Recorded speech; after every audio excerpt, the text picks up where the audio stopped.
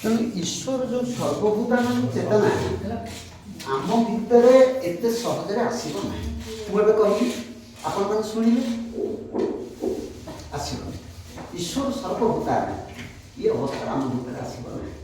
କାହିଁକି ପଚାରୁନାହାନ୍ତି? ମାୟା। ଏବଂ ଆମେ ସଂସାରକୁ ମାୟା କହୁଛୁ, କିନ୍ତୁ ମହାମାୟାକୁ ପୂଜା କରୁଛୁ। ମହାମାୟା କିଏ? ମହାକାଳ। ସତ୍ୟ ଯୁଗରେ ଯିଏ ଜନ୍ମ ନେଇଥିଲେ ଶିବଙ୍କର ସତୀ ଭାବରେ ସେ ମହାକାଳୀ ତାଙ୍କର ପତ୍ନୀ ଭାବରେ ଆସିଥିଲେ, କିନ୍ତୁ ସେ ତାଙ୍କର ବାସ୍ତବିକ ମା। ମହାଦେବଙ୍କର ମା ହେଉଛନ୍ତି ମହାକାଳୀ। ତେଣୁ ତାଙ୍କର ନାମ ହେଉଛି ମହାମାୟା। ଆମେ ମାୟାକୁ ଘୃଣା କରୁଛୁ, କିନ୍ତୁ ମହାମାୟାକୁ ଆରାଧ୍ୟ କରୁଛୁ। ତେଣୁ ଆମେ ଭଗବାନ ସର୍ବଭୂତାନ ବୁଝିପାରିବୁ ନାହିଁ। କାହିଁକି ନା ଆମକୁ ମା ଗ୍ରାସ କରୁଛି। ବିଷ୍ଣୁର ଯେଉଁ ମାୟା, ବିଷ୍ଣୁର ଯେଉଁ କୂଟ, ତାକୁ ଅତିକ୍ରମ କରିବାକୁ ହେଲେ ଗୁରୁ କୃପା ବିନା ହେଇପାରିବ ନାହିଁ। ପ୍ରଶ୍ନ ନାହିଁ। ଗୁରୁ ବିନା ତତ୍ଵ ସଦ୍ଗୁରୁ ନହେଲେ ଆପଣଙ୍କର ହବ ନାହିଁ।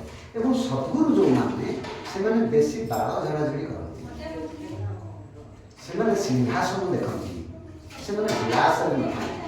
ସେମାନେ କେଉଁଠି ଥାନ୍ତି ନା ସେଇ ଶିଷ୍ୟ, ଯିଏ ଉତ୍ତମ ଶିଷ୍ୟ ସେଇମାନଙ୍କ ପାଖରେ ଥାନ୍ତି ଏବଂ ଅତି ସାଧାରଣ ଭାବରେ ଥାନ୍ତି। ଅତି ସାଧାରଣ। ଆପଣ ତାକୁ ଆପଣଙ୍କ ପାଖରେ ସେ ବସିକି ଗଲେ, ଆପଣଙ୍କ ସେ କଥା ହେଲେ, ଆପଣ ତାକୁ ଚିହ୍ନିପାରିଲେ ନାହିଁ। ହରେଇଲେ। ସେ ହରେଇବାଟା ମଧ୍ୟ ବିଷ୍ଣୁକୂଟ ଏବଂ ମହାମାୟାର ଚକ୍ର। ଏବଂ ମାତୃକୃପା ବିନା କାହାକୁ ଭଗବାନ ପ୍ରାପ୍ତ ହେବେ ନାହିଁ। ମା ଛାଡ଼ିଦେବ ନାହିଁ। ଆପଣ ଯାଇ ଘରେ ପଚାରନ୍ତୁ, ଯଦି ଆପଣମାନଙ୍କର ମା ଜୀବିତ, ମା ମୁଁ କାଲି ବାବାଜୀ ହେଇକି ଯିବି, ତୁ ମୋତେ ଭିକ୍ଷା ଦେବୁ, ସେ ନାହିଁ କରିବ। ଯଦିଓ ମା ଜାଣେ ମୋ ଘରୁ ଯଦି ଜଣେ ବାବାଜୀ ହେବ, 7 ପୁରୁଷକୁ ଧାର କରିପାରିବ, ତାପରେ ବି ମା ନାହିଁ। ପଚାରନ୍ତୁ କାହିଁକି? ତୁ ମୋ ପୁଅ, ମୋହ। ଏଇ ଯେଉଁ ଚେତନା ଆମ ଭିତରେ ଗୋଟେ ବସା ବାନ୍ଧିକି ଅଛି, ସେଥିରୁ ମୁକ୍ତ ହେବାକୁ ହେଲେ ଗୁରୁ କୃପା ଆବଶ୍ୟକ। ଗୁରୁ ହେଉଛନ୍ତି ନିଜେ ମା। ମାର ମା ହେଉଛନ୍ତି ଗୁରୁ। ମା ଯେତିକି ପ୍ରେମ କରେ, ଭଲ ପାଏ, ତାକୁ ଅଧିକ ଭଲ ପାଇବେ ଗୁରୁ। କାହିଁକି ନା ସିଏ ଜାଣିଛନ୍ତି ଯେ ଏଇ ମୋ ପରେ ଜଗତକୁ ସମ୍ଭାଳିବ। ସେ ଗୁରୁ ଶିଷ୍ୟ ଖୋଜେନି, ଗୁରୁ ଆଉ ଗୋଟେ ଗୁରୁ ଖୋଜୁଥାଏ। ତେଣୁ ଅନେକ ଶିଷ୍ୟଙ୍କୁ ସେ ମେଳି କରେ, ତା ଭିତରୁ ଜଣେ ଦୁଇ ଜଣ ବାହାରିଯାନ୍ତି ଗୁରୁ ହେଇକି। ଯେଉଁମାନେ କୃପା ଲାଭ ହୁଅନ୍ତି ସେଇମାନେ ଏବଂ ଶରଣାଗତି ବିନା କିଛି ସମ୍ଭବ ନୁହେଁ। ଶ୍ରୀମଦ୍ ଭଗବତ ଗୀତାରେ ବେଶୀ କିଛି ଦରକାର ନାହିଁ, 3ଟି ଜିନିଷ ଆମକୁ ଦରକାର। 3ଟି ଶ୍ଲୋକ। ଶ୍ରୀମଦ୍ ଭଗବତ ଗୀତା କେତେ ଶ୍ଲୋକ କହିଲେ? ଶ୍ରୀମଦ୍ ଭଗବତ ଗୀତାର ଶ୍ଲୋକ ସଂଖ୍ୟା କେତେ? ଆଜ୍ଞା, ଶ୍ରୀମଦ୍ ଭଗବତ ଗୀତାର ଶ୍ଲୋକ ସଂଖ୍ୟା କେତେ? ଆପଣ କିଏ ଜାଣିଛନ୍ତି? ଆପଣ ଜାଣିଛନ୍ତି?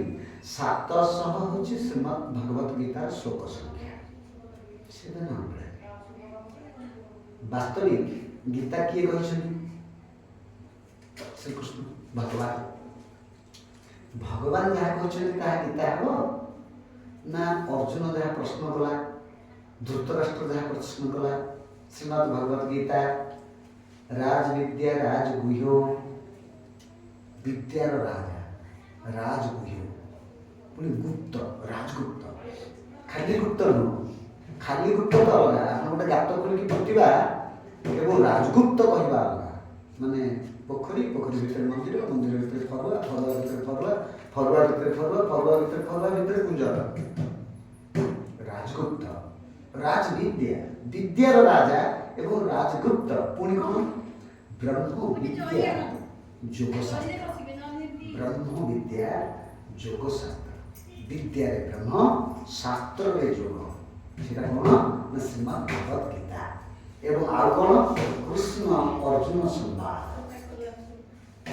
କୃଷ୍ଣ ଯାହା କହୁଛନ୍ତି ଅର୍ଜୁନକୁ, ଅର୍ଜୁନ ଯାହା ପ୍ରଶ୍ନ କରିକି ଉତ୍ତର ପାଉଛନ୍ତି, ଏ ଯେଉଁ କୃଷ୍ଣ ଅର୍ଜୁନଙ୍କର କଥୋପକଥନକୁ ସ୍ୱୟଂ ସଞ୍ଜୟ ଯିଏ ନିଜକୁ ଜୟ କରିଛି, ସଞ୍ଜୟ ଇନ୍ଦ୍ରିୟମାନଙ୍କୁ ଯେ ବିଜୟ ଲାଭ କରିଛି, ସେ ଧୃତରାଷ୍ଟ୍ରଙ୍କୁ ଉତ୍ତର ଦେଉଛନ୍ତି ଅର୍ଥ ସମ୍ବାଦ।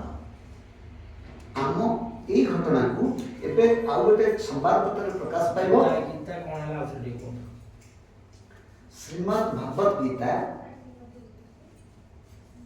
राज विद्या राज गुह्योतम योग, विद्यार राजा एवं विद्यार गुप्त गुप्त विद्या। आप गोटे मन में प्रश्न आसवा कथा, जदि विद्यार राजा एवं राजगुप्त से ज्ञानटा राजगुप्त ताको सहज पाइबेनि आप प्रकाश करना से जो 700 श्लोक से पुस्तक प्रकाश पाई से कौन से तो गुप्त ताल कौन प्रकाश पाई ना जहाँ प्रकाश पाई ता भितर लुकायित भाव से गुप्त तथ्यटी रही आपण गुरु बिना ताहा प्राप्त हेबे नाही। तार कारण से विद्यार नाम होची ब्रह्म विद्या एवं शास्त्र नाम होची योग शास्त्र। ब्रह्म विद्या योग शास्त्र एवं कृष्ण अर्जुन संवाद।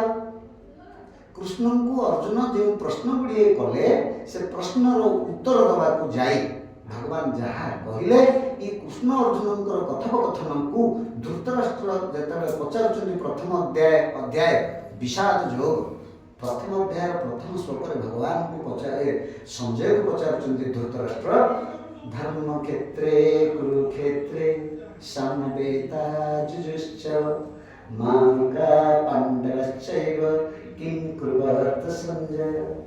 हे संजय धर्म क्षेत्रे कुरुक्षेत्रे विभाग से कले से राजा एकाठी थिले। धर्म क्षेत्रे कुरुक्षेत्रे समवेता जुजुश्च मामका पांडवश्च। मामका मोर एवं पांडव माने धर्म क्षेत्र एवं कुरुक्षेत्र। धर्म क्षेत्र का पांडव मान कुरुक्षेत्र का मोर तुम तो बुझी गलनि जे कुरुक्षेत्र और धर्म क्षेत्र धर्मर विजय हो। अक्षय रहो पुण्य जगते धर्म रहो जय। अक्षय रहो पुण्य जगते धर्म रहो जय। तो धर्म तो जय हो। मामका पांडवश्च किं कुर्वत संजय। हे संजय मोर पिला माने को पांडव माने कोन करूछंती ये प्रश्नर उत्तर देवा को जाई संजय 21टी प्रश्न नै उत्तर देले। 21टी उत्तर देले। 84टी प्रश्न करिसंती अर्जुन। 574टी उत्तर देइसंती प्रभु श्री कृष्ण। तबे गीतार संख्या केते भाग था जहाँ भगवान श्री कृष्ण कहले ताहा गीता ना। जहाँ संजय को धृतराष्ट्र पचारे ताहा गीता न। जहाँ संजय उत्तर देले ताहा गीता न। जहाँ अर्जुन भगवान को प्रश्न करूचंती ताहा मध्य गीता न। तारे गीता कौन ना जहाँ भगवान कहउचंती तारे केते ना 564। किंतु वास्तविक श्रीमद् भगवत गीता मु गवेषणा कलानी 20 वर्ष तो अधिक गवेषणा करूची पढ़ुनी गीता कौन गीता कल्चर करूची एवं 200 को अधिक गीता मु संग्रह करूची विभिन्न लोकंकर व्याख्या। लोकमान्य तिलक गोटे कथा कहले भारत स्वाधीनता 1947 मसीहा रे होला तापर से तांकर गोटे जवाब देले भारत जनसाधारण को जे आपण माने पर्यंत स्वाधीनता पाई नांती। कि आश्चर्य कथा 1947 मसीहा अगस्त 15 तारिख दिन भारत स्वाधीनता लाभ कला किंतु लोकमान्य तिलक कहले आपण माने पर्यंत स्वाधीनता पाई नांती। ये प्रश्न जो महात्मा गांधी ताको पचारुछंती केमिति से उत्तर दउछंती आपण गीता पढुछंती। महात्मा गांधी गीता जो भारत को स्वाधीनता आनिछंती आ किछ नै खंडे गीता धरिबार केवल एवं सी से प्रश्न कौन करुँच ना केमिति एटा संभव स्वाधीनता हेला परे भी तब कौच भारतीय स्वाधीनता पाई ना पाई ना केमिति पाई ना जे पर्यंत आपण आपणको इंद्रिय विषय मुक्त नुहंती से पर्यंत आपण पराधीन अछंती। जे पर्यंत आपण माने आपणको इंद्रियर विषय रे बंदी से पर्यंत आपण मुक्त नुहंती। गीता कहूची वस्तु जगतर विषय वस्तु जगतर चेतना माई मोर दरकार कार मोर दरकार कोठा मोर दरकार खाद्य मोर दरकार ये वस्तु जगतर चेतना इट इज मैटर ମ୍ୟାଟରିଜିନ୍ सोसाइटी ହେଇଗला ଗୋଟେ ମ୍ୟାଟରିଲିଷ୍ଟ ଆମେ ହେଇଗଲୁ ବସ୍ତୁବାଦୀ ମୋର ବस्तु ଦରକାର ଏବଂ ବସ୍ତୁର ଚେତନା ଗୁଡ଼ିକ ଆମ ଭିତରେ ଭର୍ତ୍ତି ଆମେ ମୁକ୍ତ ନୁହଁ ସେଇଥିରେ ବନ୍ଦୀ ବସ୍ତୁ ଚେତନାରେ ବନ୍ଦୀ ଏବଂ ଇନ୍ଦ୍ରିୟ ମାନଙ୍କର ବିଷୟରେ ବନ୍ଦୀ ମୁଁ ଭଲ ଦେଖିବି ଭଲ ଶୁଣିବି ଭଲ କହିବି ଭଲ ଶୁଣିବି ଭଲ ଖାଇବି ଭଲ ପିନ୍ଧିବି ମୁଁ ଏଇଥିରେ ବନ୍ଦୀ जे पर्यंत आपण इंद्रिय मान विषय वस्तु चेतना मुक्त नुहंती से पर्यंत आपण बंदी असल स्वाधीनता से हम जिते आप इंद्रिय मान विषय मुक्त हे आपण मैंने बसते संकीर्तन कर कथा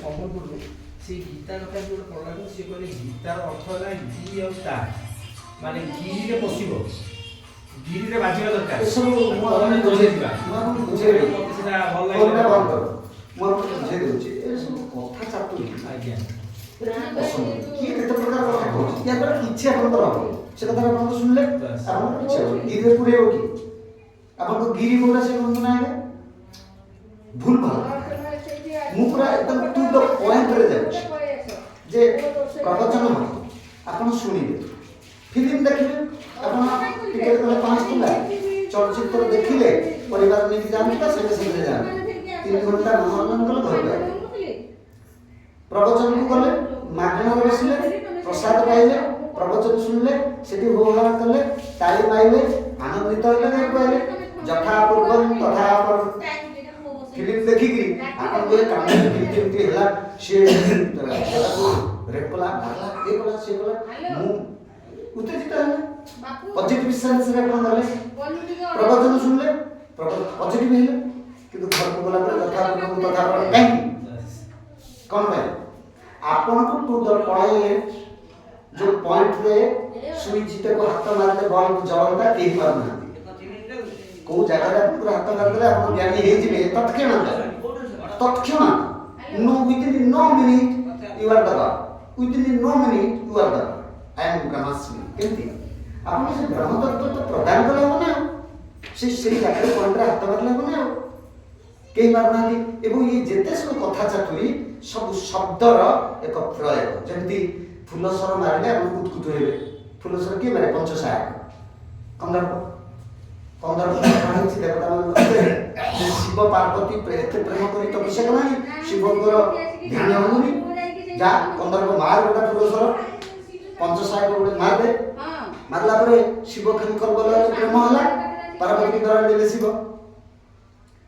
इस पंचसायक शब्दर पंचसायक आपन गोटे शब्द पहुंच गला आपन कुछ हो गेला किंतु आपन तो किछ होला किछ होला आपन ताको आउ गोटे जन पखे कहि के आनंद किंतु आपन तो किछ होला आपन सुनिले गोटे भलो शब्द प्रयोग होला से शब्द टी जतले भलो शब्द टी प्रयोग होला आपन खूब आनंद लागला से शब्द टी आपन मन रे आउ जन को कहि ताको आनंद दे कि आपन भी आनंद हले सेति ये आनंद चिरस्थायी होला काहे कि आपन शब्द रे अछि आपन अक्षर को अतिक्रम करन अक्षर ब्रह्म को आयत करन शब्द ब्रह्म को आयत करन निरवर सहित आपन जहा पाइबा को चाहछन जहा पाइबा को चाहछन ताको आपन केमती पाइले ता ऊपर गुरुत्व दियंत जदि आपन ता ऊपर गुरुत्व दउनांती ताहले आपन किछि जीवन चाली जीव केते जीवन गलानी ए केते जन्म गलानी ए जन्म भी आपन मानकर जीव केमिति गुरुत्व देबे हां से केमिति गुरुत्व देबे आपण माने जानतो हनुमान चालीसा आपण माने पढिथिले गोटे मु पढि मु आपण मिछ कहली हनुमान चालीसा मु पढे नाही काहे शास्त्र एक जंगल आपण से जंगल रे पसिगला बात आपण दरकार अछि जे घियटा क्षीर रे देखा जाए नाही आपण घियटा को मारी कि जदी नेलिए कि मारी छि देई गला आपण खाइ देला काम सरी गला हंडी क्षीर पेट को गला कि हंडी क्षीर आपण पी परिबेनी तेणु समस्त शास्त्र अधिकार केही जने व्यक्ति हे परिबे नाही तेणु हमकु दरकार कोन घिय टोपाटा से घिय टोपाटा गुरु को बारे थाए से मारी कि गौड़ घरे घियटा को मारिक रखी था आमको से घी टोकटा मिलबार अच्छी घी टोकटा पाइबा आमको जोड़े बाट गोटे बाट श्रम विनिमय गोटे बाट धन विनिमय आप को प्रकार श्रम करेंगे कर्म कर्म अकर्मे वासुदेव प्रति कर्म करेंगे खेल जाती को कर्म कले खेल जाउछे आमे ए जो कर्म करूछे ए कर्म रे खेल जाउछे अकर्म में वासुदेव प्रति जो कर्म हेउछि एवं आमे से कर्म करू नाहु ये भावना जते आपन भीतर दृढ़ मु करू नै जगन्नाथ कहउछंती जगन्नाथ सुन जगत भीतरे माया होइछि भी जगन्नाथ कहउछंती जगन्नाथ सुन जगत भीतरे माया होइछि कौन कौन प्रथम पदटा कौन जगन्नाथ कहउछंती जगन्नाथ सुन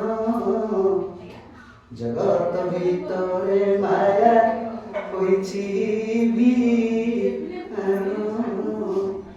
जगन्नाथ कहउछंती जगन्नाथ सुन जी कहले से सुनले मु कहू ना कर्म योग विषाद योग सांख्य योग कर्म योग ज्ञान कर्म योग कर्म संन्यास योग आत्म संयम योग अक्षर ब्रह्म योग अक्षर जाक्षर हुए नहीं जार व्यय नहीं अव्यय तेणु श्रीमद भगवत गीतार 3टी श्लोक आपण यथेष्ट ध्यान से मुझे आपंकर हनुमान चालीसा कथा मन रखी से कथा मुझे भूले कारण जो टॉपिक रे टू द पॉइंट से टॉपिक को आपण जनक पाखे संपूर्ण प्रदान करवा दरकार तार सॉल्यूशन है से से कहते कुमति निबारी सुमति का संगी मु पढ़ी दिया मु ये पदटा शुणु शुणु कान में पड़ला मु धरिली जे यार अर्थटा कौन जे लिखिचंती से आम पर साधारण व्यक्ति सब नुहंती आमे आमको निजको मापिनु आमे किंतु संत कवि भीम भोई आमे संत तुलसीदास आमको ऊपर सब टीका को श्री कृष्ण राम आंको ऊपर भी यार सब कहि पका एवढा पूरा एकदम सतर्कतार सहित आपण आगको बढ़ जे संत तुलसीदास केटा गोटे कथा कहते कुमति निबारी सुमति का संगी माता यदि कौन करते सुनबी ना देखबी ना कहबी ना एटा गीता तुलसीदास जो कहले कुमति निबारी सुमति का संगी अर्थ अमन विमन कुमन सुमन मन कुमन कानरे अमन आखिरे सुमन नाकरे मन एवं विमन जीवरे कुमन बाची कोठी कानरे सुमन बाची कोठी नाकरे अमन बाची कोठी आखिरे अमन अपन आखि बंद कर अमन आइयो अंधार एक रूप जगत आखि खोलले जगत रूपम रंग बेरंग जगत आखि बंद करतु एक वर्ण कपिला नामक गाय से के चमत्कार कथा कि कपिला नामक गाय ये जो कपिला गाय एक वर्ण आप आखि बंद करके कपिला गाय दर्शन हो एक वर्ण एवं आपण कान बंद करिवे कुमन गला आखि बंद करिवे अमन गला पाटी बंद करिवे मन विमन गला किंतु नाक तो बंद करिवे सुमन सुमन सेटा आपनकर दरकार आपण नाक सहित संपर्क करंतु नासाग्रर सहित दृष्टि रखंतु आपण विजय लाभ योजी गुरु तत्व तार नाकरे की अछि गंगा एवं जमुना इला एवं पिंगला सुषुम्ना अछि नाकरे गुप्तरे सरस्वती नदी से छामा दांत ए जो कि बाबा अपन मुंह टिके देखो तो इन देखो मुंह देखो टेकुना हां ନାକରେ ଲାଗିଛି ଦେଖନ୍ତୁ କ'ଣ ତିଳକ, କାହିଁ ସେଠି ତିଳକ ଦିଆଯାଇଛି? ସେଟା ଯମୁନା ନଦୀ, ଏ ସରସ୍ୱତୀ ନଦୀ। ଏଇଟା ଗଙ୍ଗା, ଏଇଟା ଯମୁନା, ଏଇଟା ପିଙ୍ଗଳା, ଏଇଟା ସରସ୍ୱତୀ, ଏଇଠି ଅଛି ଲୁକାଏ। ସେତେବେଳେ ଉପରକୁ ଉଠେ, ଊର୍ଦ୍ଧ୍ୱଗାମୀ ହୁଏ, ସେତେବେଳେ ଆପଣ ବିଦାୟ ନିଅନ୍ତି ଏବଂ ସାଧୁର ଊର୍ଦ୍ଧ୍ୱଗାମୀ ହେଲେ ସେ ସମାଧି ହେବେ, ମହାସମାଧି, ନିର୍ବିକଳ୍ପ ସମାଧି, ସର୍ବିକଳ୍ପ ନିର୍ବିକଳ୍ପ ସମାଧି ହେବେ, ସାଧନା କରେ, କୁଣ୍ଡଳିନୀ ସାଧନା କରେ। ଏବଂ ଆମେ ସୁମନ ସହିତ ସମ୍ପର୍କ କରିବାକୁ ହେବ, ନାକ ସହିତ। ଏବଂ ନାକରେ ଯେଉଁ ବିଦ୍ୟାଟା ଅଛି, ଯେଉଁ ବହୁଛି, ସେ ଯାଉଛି ବାହାର, ଆସୁଛି ବାହାର, ବାହାର ଭିତରୁ ବାହାର ହେଉଛି ବାହାର, ବାହାରକୁ ଧରି କର କାରବାର। ସେ ବାରାଙ୍ଗରୁ ଯେଉଁ ଯାତାୟାତ କରୁଛି, ଆପଣମାନଙ୍କର ବାରାଙ୍ଗରୁ ଯାତାୟାତ କରୁନାହିଁ ଏକାର, ଏବଂ ଆପଣ ତାକୁ 4 ଆଙ୍ଗୁଳ କରିପାରିବେ ନାହିଁ। ହେଲେ ଆପଣ କିଛି କରିପାରୁନାହାନ୍ତି, 12 କରିପାରୁନାହାନ୍ତି, 4 ବି କରିପାରୁନାହାନ୍ତି, ହେଲା। ତାହେଲେ ଫେରିବ। ତାହେଲେ ଗୁରୁ ବତେଇବେ 11ଟା 12 କେମିତି ହେବ? 11 ମିଶିଲେ ହେଉଛି 24। 11 ଗୋବିନ୍ଦ ଗୋବିନ୍ଦ ଗୋବିନ୍ଦ ପଦୁ ଲୁଚି ମକରନ୍ଦ। ଏ ଯେଉଁ ଗୋବିନ୍ଦ ଗୋବିନ୍ଦ ଗୋବିନ୍ଦ ଗାର, ଗୋଟେ ଗାର ନା, ପଦୁ ଲୁଚି ମକରନ୍ଦ ଗାର। କ'ଣ ଏହାର ଅର୍ଥ? 3ଟି ଗାର, ଲକ୍ଷଣ ରେଖା, ସତ ରଜ ତମ। ଗୋବିନ୍ଦ ଗୋବିନ୍ଦ ଗୋବିନ୍ଦ ଗାର ସତ, ଗୋବିନ୍ଦ ଗୋବିନ୍ଦ ଗୋବିନ୍ଦ ସତ। ପଦୁ ଗଳୁଛି ମକରନ୍ଦ ରଜ ଏବଂ ତମ। ମକରନ୍ଦଟା ହେଉଛି ରଜ, ଇଡ଼ା ଏସବୁ ଗଭୀର ତତ୍ତ୍ୱ ଭାଗବତର ଗୀତା। ଏ ଜ୍ଞାନ ନ ପାଇବା ପର୍ଯ୍ୟନ୍ତ ଆପଣଙ୍କର ବୋଧ ହେବ, ସନ୍ତୁଷ୍ଟି ହେବ। ଛାଡ଼ନ୍ତୁ, ଆମେ ଯିବା ଅନ୍ୟାନ୍ୟ କାର୍ଯ୍ୟ। ଏବଂ ଭାଇନା ତ ଏପର୍ଯ୍ୟନ୍ତ ଆସିନାହାନ୍ତି, ଆମେ ଆବାହନ ଟିକେ କରିବା, ତାପରେ ଆପଣ ସେ ଯାହା ଆମେ କରିଦେବୁ। ବ୍ରାହ୍ମଣ ବହୁତ ଅଛନ୍ତି। ହଉ, ଆମେ ଏବେ ଟିକେ ଜ୍ଞାନ ମନ୍ଦିରରେ ବସନ୍ତୁ, ମେରୁଦଣ୍ଡକୁ ଟିକେ ସଳଖ ରଖନ୍ତୁ 90 ଡିଗ୍ରୀରେ। ଓଁକାର ଧ୍ୱନି ଆମେ କରିବା, ଦ୍ୱିତୀୟ ଧ୍ୱନି। ଏବଂ ଓଁକାର ଧ୍ୱନି ହେଉଛି ଔମ। ଅ ହେଉଛି ସୃଷ୍ଟି, ଉ ହେଉଛି ପାଳନକର୍ତ୍ତା ବିଷ୍ଣୁ, ମ ହେଉଛି ସଂଗ୍ରହକର୍ତ୍ତା। ସୃଷ୍ଟି ଆମେ ଦେଖିନାହିଁ, ହେଇସାରିଛି। ପ୍ରଳୟ କେବେ ହେବ ଆମେ ଜାଣିନାହିଁ, ଆମେ ପାଳନରେ ଅଛେ ଉରେ। ତେଣୁ ଅନେକ ଲୋକ ଓଁକାର ଧ୍ୱନିକୁ ଓମ୍ କେମିତି କରୁଛନ୍ତି, ଆକ୍ଚୁଆଲି ସେଟା ତ୍ରୁଟି। ଓଁକାର ଧ୍ୱନି ସେମିତି ନୁହେଁ। ଆପଣ ପ୍ରାଣକୁ ପୁରା ପ୍ରାଞ୍ଜଳ ତୋଳିଦେବେ। ପ୍ରାଞ୍ଜଳ ତୋଳିବାକୁ ହେଲେ ଆପଣ ଜିଭଟାକୁ ଓଲଟେଇ ଦେବେ ଭିତରକୁ, ଆକୁ କୁହନ୍ତି ଖେଚେରୀ ମୁଦ୍ରା। ହେଲେ କ୍ଷୀର ଅଇଁଠା, ନୀର ଅଇଁଠା, ଆବର ଅଇଁଠା ବେଦ, ନି ଅଇଁଠା ହେଉଛି ନିର୍ବେଦ। ନିର୍ବେଦଟା ହେଉଛି ଅଣାକାର, ଯାହା ପୂଜା ଆଦି ହେଉଛି ଅଣାକାର। ଏ ବାମନ ବାବା ଆପଣ ଶୁଣୁଛନ୍ତି ତ, ଅଣାକାର ତତ୍ତ୍ୱ। ଆଜି ଅଣାକାର ପୂଜା, ଅଣାକ୍ଷର ଯାହା ଅକ୍ଷର ନୁହେଁ, ଏବଂ ଓଁକାରକୁ କେହି ଉଚ୍ଚାରଣ କରିପାରିବେ ନାହିଁ। ଆମେ ତାକୁ ଗୋଟେ ପ୍ରତିଧ୍ୱନିକୁ ଆମେ ଗୋଟେ କପି କରିକି ମନକୁ ବୁଝାଉଛୁ। ଭଗବାନଙ୍କ ରୂପ କ'ଣ? ଆମେ ଜଗନ୍ନାଥଙ୍କ ରୂପ, ଶିବଙ୍କର ଲିଙ୍ଗ, ଦୁର୍ଗାଙ୍କର ମୂର୍ତ୍ତି ଏଇଟା ପାଉଛୁ କି? ଏଇଟା ଗୋଟେ ଆମେ ପ୍ରତିମୂର୍ତ୍ତି କରିକି ସେଥିରେ ସନ୍ତୁଷ୍ଟ ଅଛୁ। ବାସ୍ତବରେ ଓଁକାର ହେଉଛି ଅନାହତ, ସେ ହତ ହେବନି, ତାର ଆରମ୍ଭ ଏବଂ ଶେଷ ଆମେ ଜାଣିଛୁ।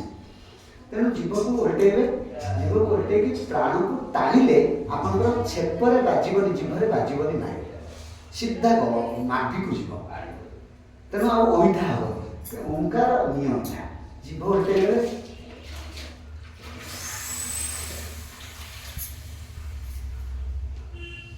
ଆପଣ କରିକି ଦେଖନ୍ତୁ କେତେ ମଜବୁତ ଲାଗିବ। ସତସିଂହ ରୋଗ ଅଛି, ନିରୋଗୀ ରୋଗ କିଛି ହେବ ଗ୍ୟାରେଣ୍ଟି। କୌଣସି ସମସ୍ୟା ଆପଣଙ୍କ ପରିବାରରେ ରହିବ, କୌଣସି ସମସ୍ୟା ଯଦି ଖେଚେରୀ ମୁଦ୍ରା କରି ପ୍ରାଣ ତୋଳିଦିଆ,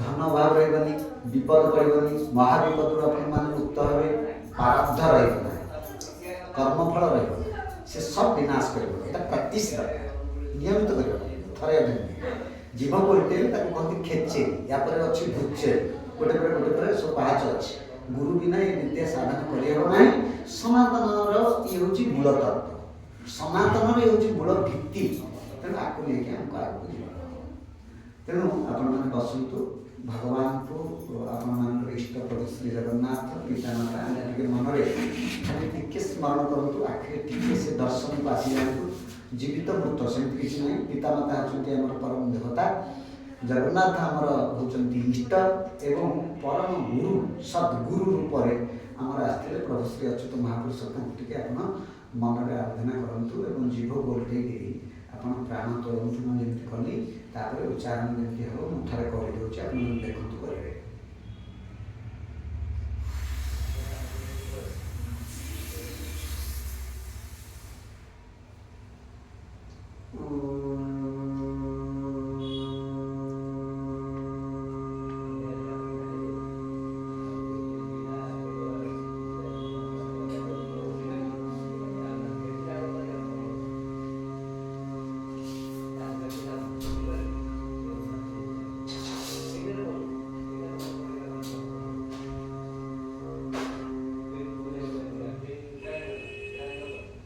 एग्जैक्ट ओम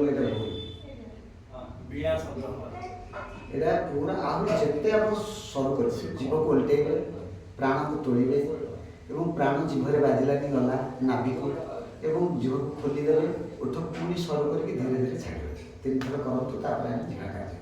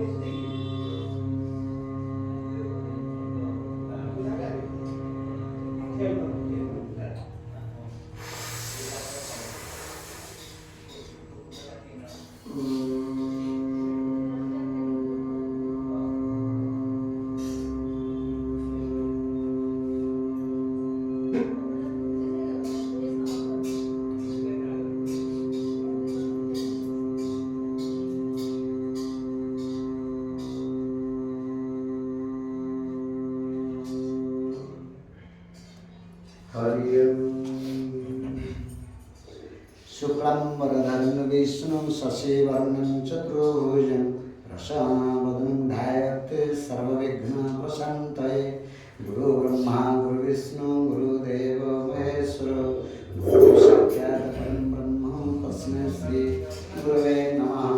गुरुब्रह्मा गुरुविष्णु गुरुदेवो महेश्वरो गुरुसाक्षात् परं ब्रह्म तस्मै श्री गुरवे नमः। वक्रतुंड महाकाय कोटि सूर्य समप्रभ निर्विघ्ने कुरु मे देव सर्वकार्येषु सर्वदा। मंगलं भगवान् विष्णु मंगलं मधुसूदन मंगलं देवकीपुत्र मंगलं गरुडध्वज सर्वमंगलमांगल्ये शिवे सर्वार्थसाधिके शरण्ये त्र्यंबके देवी नारायणी नमोस्तुते। अनन्तानन्तदेवेश अनन्तप्रदायक अनन्तदुःखनाशय अनन्ताय नमः नमः। उग्रवीरनुभावेशनुज्वलन्तं सर्वतोमुखं नृसिंहशृङ्गभद्रं मुक्तिमुक्तिं नमाम्यहम्। अच्युतानन्तगोविन्दनामचारणभे सदा नश्यन्तशतरोगः सत्यं सत्यं वदाम्यहम्। आपदापहर्तारं सर्वसम्पदां लोकाभिराम श्रीरामभ्यो भूयो नमाम्यहम्। रामाय रामभद्राय रामचन्द्राय वेधसे रघुनाथाय नाथाय सीताय रघुपते नमः।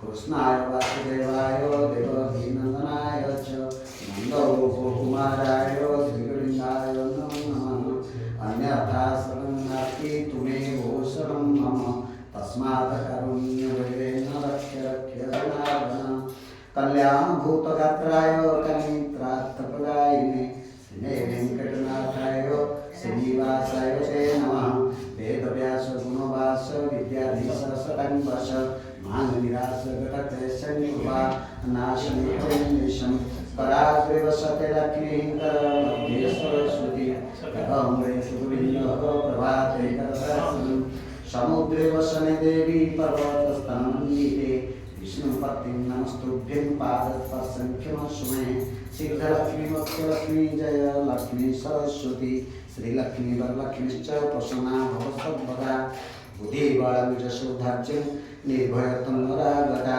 अजाड्यं वाक्पटुत्वं च हनुमत्स्मरणं भवेत् सरस्वती नमस्तुभ्यं वरदे कामरूपिणी विद्यारम्भं करिष्यामि सिद्धिर्भवतु मे सदा करो शम्भो महादेवो विश्वशान्तिर्वल्लभ शिवशङ्कर सर्वात्मनः कण्ठ नमस्तुते मृत्युञ्जयाय रुद्राय नीलकण्ठाय शम्भवे मृत्यु अमृतस्याय सर्वाय महादेवाय ते नमः अन्नपूर्णे सदापूर्णे शङ्करप्राणवल्लभे ज्ञानवैराग्य सिद्धार्थं विख्यं देहि च पार्वती कामधेनु यथा पूर्वं सर्वभीष्टफलं प्रदान् तथा करो वादिराज श्रीपादिरिष्टदा सदां भूतराज नमस्तुभ्यं वादिराज गुरुप्रियः वितर्क्य सर्वबाधानां सदा त्वं कुरु पूजाय राघवेन्द्राय सत्यधर्मरताय च भजातं कल्पवृक्षाय नमन्तं कामधेनवे कुङ्कुमाङ्कितवर्णाय कुन्देन्दुधवलाय च विष्णुवाहन नमस्तुभ्यं फकीराजाय ते नमः प्रसीद तुलसीदेवी प्रसीद हरिवल्लभे गुरुमथां भूते तुलसीत्वं नमाम्यहम् आकाशात् पतितं तूयं यथा गच्छति सागरं सर्वदेव नमस्कार केशवगच्छति मुखं करोति वाचालं प्रमूलं घृते गिरिं कृपादमं वन्दे परमानन्दमाधवं नमः सूर्याय चन्द्राय मंगलाय गुरु शुक्र शनिश्च राहवे केतवे नमः निराचल निवासाय नित्याय परमात्मने सुभद्राभ्यै जगन्नाथाय ते नमः इति श्री भगवान् नाम स्मरण से कृतं श्रीकृष्णार्पणमस्तु पठनकाल मंत्र तंत्र श्रवण सर्वरूप प्रायश्चितार्थं नामत्रय जपान्यं करिष्ये ओम अच्युताय नमः ओम अनन्ताय नमः ओम गोविन्दाय नमः शांति शांति शांति ଆପଣ କଣ କରିବେ